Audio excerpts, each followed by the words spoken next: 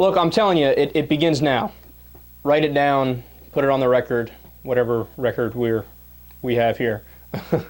But look, the slippery slope for drones is happening. So listen to what John McCain said about drones. Quote, "What we really need to do is take this whole program out of the hands of the Central Intelligence Agency and put it into the Department of Defense, where you have adequate oversight, you have committee oversight, you have all the things that are built in as our oversight of the Department of Defense." So look, at face value, you read that and you think, well, that's somewhat reasonable. He wants more oversight for drones. Okay, fair enough. But then he also said that he disagreed with the idea being floated by some senators to create a specific court to sign off on drone strikes, calling such an endeavor, quote, "an encroachment on the powers of the President of the United States." So look at the fundamental contradiction of what McCain is saying. He's saying, dude, look, we need to have oversight for these drones, so send it to the Pentagon, right? And then when proposed to him was another form of oversight, where they said, what if we do a special court? He's like, no, you can't do that, can't do that. So why? Why is he contradicting himself? If it's oversight, where does it matter where the oversight comes from? Why is it so important that he would rather have the Pentagon be in control of the drones, right? And that's where it gets Orwellian, man. Because look, you think that they're not trying to mainstream these drones more? I mean, look, there are certainly upsides to drones. We've talked about that in the sense that, you don't have to fight a conventional war by sending in boots on the ground and risking more of our civilian casualties.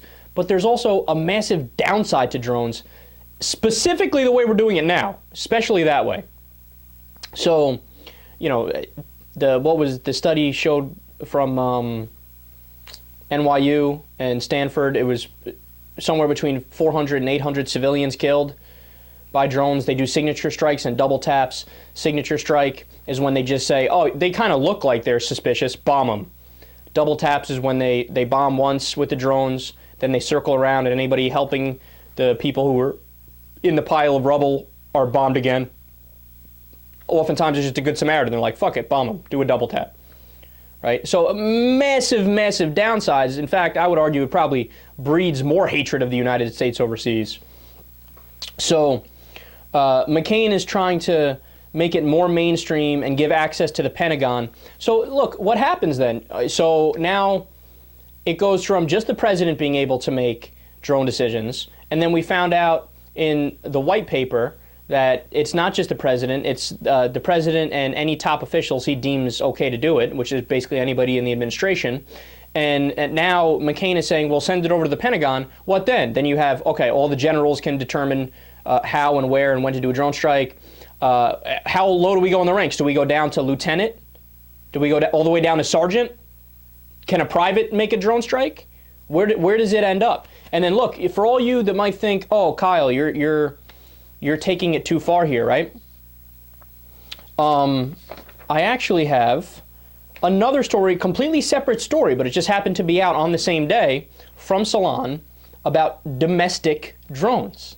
So following a Freedom of Information Act request from the Electronic Frontier Foundation and the Federal Aviation Administration has released an updated list of bodies, both public and private, which have applied for permission to fly surveillance drones in U.S. airspace.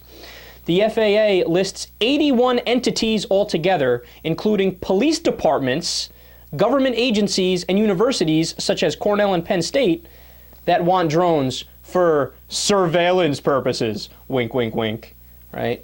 Look, I'm not doubting the universities. I'm not, whatever. I'm sure some of them have good reasons for it. But when it comes to giving surveillance drones to, I have a list here. Arlington Police Department in Texas wants it. Canyon County Sheriff's Office in Idaho. City of Houston, Texas Police Department. City of North Little Rock in Arkansas. And the list goes on and on of all these different police departments.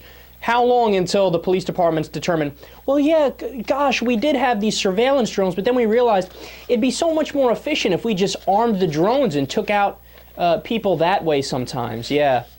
How long until they arm the drones? Seriously, a year? 2 years? 5 years at most?